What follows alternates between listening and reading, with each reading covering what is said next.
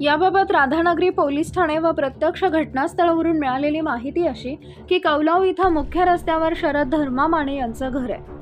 मंगळवारी संध्याकाळी 7 वाजण्याच्या सुमारास सरपंच रामचंद्र कुंभार हे त्यांच्या घराजवळ गेले असता तिथं काही अनोळखी इसम दिसून आले।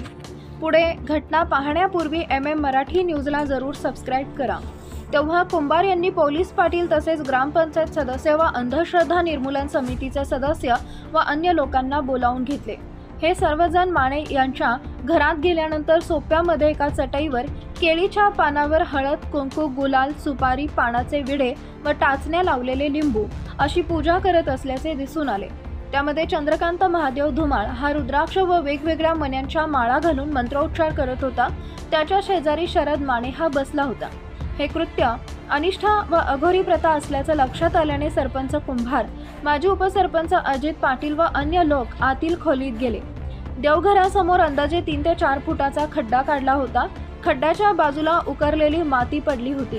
चारही बाजूंना लिंबू व पानाचे विडे ठेवले होते। याबाबत फिर्यादी पाटील यांनी आरोपींना विचारले असता संतोष निवृत्ती लोहार यांना सदर खड्ड्यामध्ये गुप्तधन मिळणार आहे असं सांगितले। तर आशिष रमेश चव्हाण याने इथून निघून जावा अन्यथा तुम्हाला ठार मारीन अशी धमकी दिल्याचं फिर्यादीत म्हटलंय।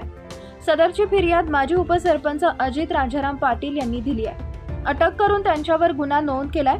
गावात हे वृत्त वाऱ्यासारखे पसरताच ग्रामस्थांनी माने यांच्या घरासमोर मोठी गर्दी केली होती।